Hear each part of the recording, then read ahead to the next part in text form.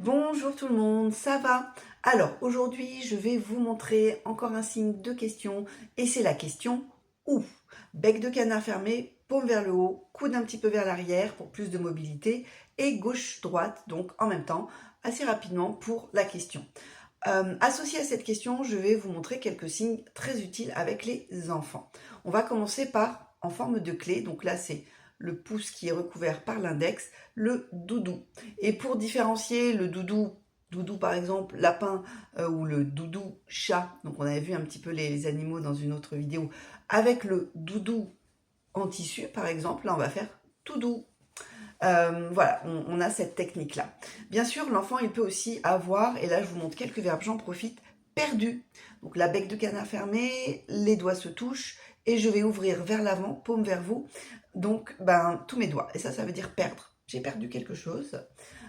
Et donc, avec l'enfant, on peut évidemment crocher en deux, comme si on jardinait un peu, chercher quelque chose, un objet ou un doudou, en effet, que l'enfant, il aurait, donc comme je vous l'ai montré, perdu. Donc il peut avoir perdu un jouet. Donc là, c'est la forme du J en LSF. On va poser le coude donc sur la main support et ensuite on va faire ce petit mouvement-là, c'est un jouet. Donc là aussi, ça arrive souvent que les jouets se perdent. Donc ça peut être le jouet, toujours le coude sur la main support. Cette fois-ci, je suis en bec fermé, ça peut être la poupée. Donc là, évidemment, c'est toujours un petit peu compliqué quand l'enfant il ne sait pas où sont ses jouets ou ses objets favoris. Donc ça va être sympa de le rassurer, lui dire qu'on va chercher ensemble.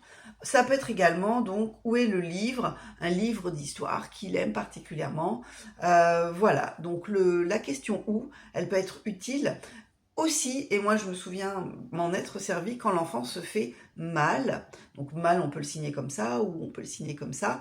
Et je sais que dans ces cas-là, on est un peu démunis parce que on entend des fois un petit boom, on n'a pas vu ce qui s'est passé et on se dit mince, on voit bien que l'enfant, par exemple, il pleure et on se dit mais tu as mal où? Donc on va lui faire tu as mal où? Et là, l'enfant, c'est plus facile pour lui quand on lui a appris à utiliser cette question de nous montrer sa tête, son épaule ou une autre partie du corps, voilà, qui est douloureuse.